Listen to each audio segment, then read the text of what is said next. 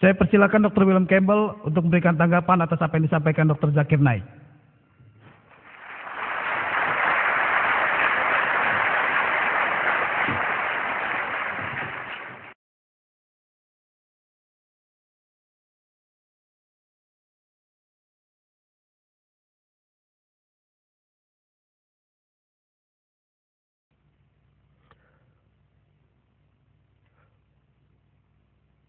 Dr. Naik telah menyampaikan beberapa permasalahan yang serius. Saya tidak sependapat dengannya mengenai Al-Quran dalam hal periode alaqah dan mudghah. Saya masih berpendapat ini adalah masalah serius. Namun itu adalah pendapat kami masing-masing. Jadi setiap orang akan pulang dan memikirkannya sendiri di rumah. Dia berkata, dia belum bertemu seorang pun yang menjalani tes racun. Saya tidak dapat menunjukkan orang itu, maaf, karena dia telah bersama Tuhan. Tapi saya mempunyai teman Harry Radcliffe yang tinggal di sebuah kota di selatan Maroko. Dan salah satu bawahannya yang juga temannya mengundangnya makan siang, makan malam. Dan dia juga mengundang istri dan anak laki-lakinya. Namun ketika Harry hendak pergi, seseorang datang mengetuk pintu rumahnya dan berkata, orang itu akan meracunimu. Lalu mereka pergi. Harry mengutip ayat yang Anda baca ini dan dia memutuskan untuk pergi. Karena dia telah berjanji untuk datang. Dia tetap pergi, menunggu berharap ada saat yang tepat, yaitu saat pria itu masuk membawa kuskus sehingga dia dapat berbalik. Orang itu akan keluar dan dia dapat membalikkan kuskusnya. Namun kesempatan itu tidak terjadi. Jadi ia mengambilnya dan memakannya juga istrinya. Dia tidak mampu makan banyak dan mereka telah menyuapi anak mereka sebelum pergi. Namun Harry makan. Dan malam itu Harry merasa sakit di perutnya. Dan dia mengeluarkan darah, tapi dia selamat. Lalu 2 hari kemudian dia pergi, mengetuk pintu. Orang itu datang, membuka pintu dan wajahnya benar-benar pucat. Dan Harry mengucapkan terima kasih atas undangan makannya. Jadi saya pikir saya akan menceritakan pada Anda contoh ini saja. Tadi Anda mengatakan Yesus hanya dikirim bagi orang-orang Yahudi. Hanya untuk orang Yahudi dan tidak untuk non-Yahudi.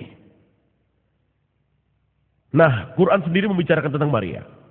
Yang berkata, saya tidak mengenal pria manapun dalam surat nomor 19 ayat 21. Dan kemudian dikatakan kalau Yesus adalah tanda bagi pria dan rahmat dari kami. Dalam Matius ayat 9, seorang wanita datang dan mengoleskan minyak pada kaki Yesus. Dia berkata, kapanpun, dimanapun ajaran ini disampaikan di seluruh dunia, apa yang telah dilakukan wanita ini akan diceritakan. Dan dalam Matius 28, saat Yesus akan naik ke surga, dia berkata, pergilah ke seluruh penjuru dunia dan sampaikan ajaran ini. Namun ini bukan kontradiksi. Dia memang mengatakan pada murid-muridnya, pergilah hanya ke orang-orang Yahudi. Karena orang-orang Yahudilah yang diberikan rahmat. Ada cerita dalam Injil. Tidak boleh menggunakan kata cerita. Saya kira itu adalah sejarah. Di mana Yesus tiba di sebuah pohon ara. Dan pohon ara itu tidak pernah berbuah 3 tahun terakhir. Dan kemudian si pemilik berkata, haruskah aku siram dengan air mataku? Dan jawaban Yesus adalah, tidak. Tunggulah 1 tahun lagi dan pohon ini akan subur dan lihat apakah akan berbuah. Ini merupakan perumpamaan tentang Israel. Dia telah menyampaikan ajarannya selama 3 tahun dan akan terus mengajarkannya. Tetapi kemudian ada perumpamaan lain dan dia berkata, baiklah. Rahmat ini akan diambil darimu dan diberikan pada orang non-Yahudi.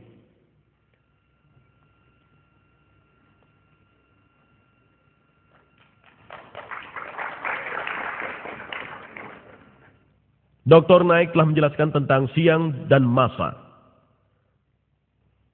Siang dalam Injil dapat juga diartikan masa yang lama, tidak harus 24 jam, seperti yang ingin dipaksakan Dr. Bucaille dalam bukunya. Dan saya percaya, kalau itu adalah periode waktu yang lama. Lalu ada masalah ini yang dia katakan dan saya tidak menyangkalnya karena saya tidak memiliki jawabannya. Tapi saya ingin menyampaikan tentang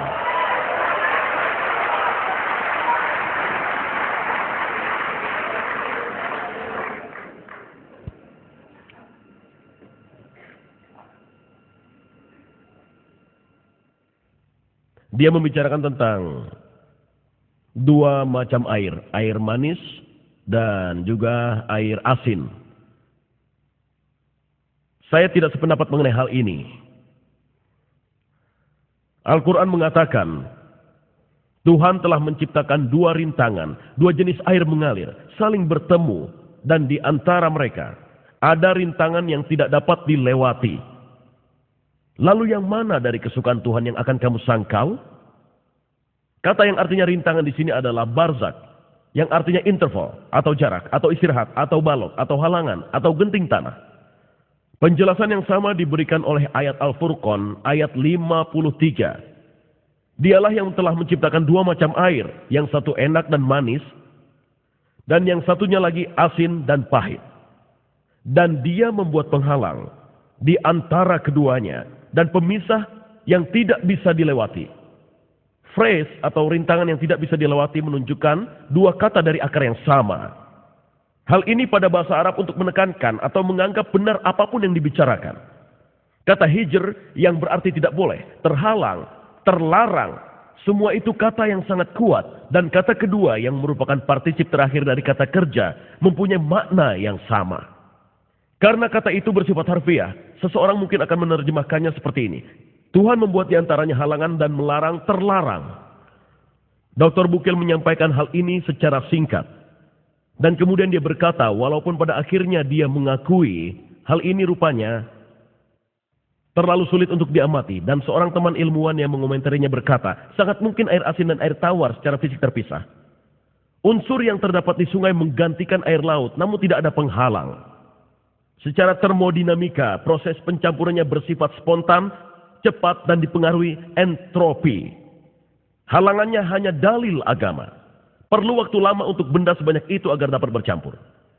Saya sendiri memiliki contoh kecil mengenai hal ini. Saya mempunyai teman di Tunisia dan dia dulunya suka berburu gurita. Jadi saya pergi ke sana sekali. Dan memang benar bahwa di Tunisia ada sebuah sungai kecil di mana keadaan air sungai itu di permukaan sungai dingin, sementara di bawahnya air itu panas. Saya berpikir bagaimana ini mungkin terjadi, bagian atas dingin dan bagian bawah panas. Lalu saya baru sadar, air yang dingin itu datangnya dari luar sungai dan air asin itu sangat berat. Jadi air asin ada di dasar dan air yang ringan dingin ada di permukaan. Jadi begitu. Namun benarkah tidak ada penghalang?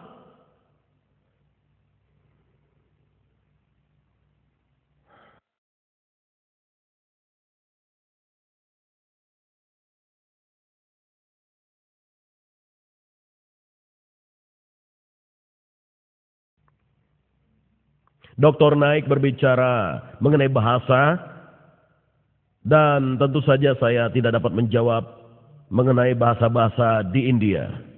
Bahkan saya tidak dapat menjawab mengenai bahasa-bahasa orang India di Amerika. Jadi tidak ada perbedaan antara India dan Amerika. Namun demikian, tempat yang Dr. Naik bicarakan dalam Bible atau Injil, para pengikut Nabi diberikan bahasa yang merupakan suatu anugerah. Akan tetapi bahasa-bahasa tersebut merupakan berbagai macam bahasa yang dikenal oleh orang-orang yang di sana. Bahasa tersebut bukanlah bahasa yang buruk. Apabila seseorang berasal dari Spanyol, maka Rasul akan berbicara padanya dengan bahasa asal orang tersebut. Apabila ada orang lain yang berasal dari Turki, Rasul lainnya akan berbicara dengan orang tersebut dengan bahasa asal orang tersebut, yaitu bahasa Turki.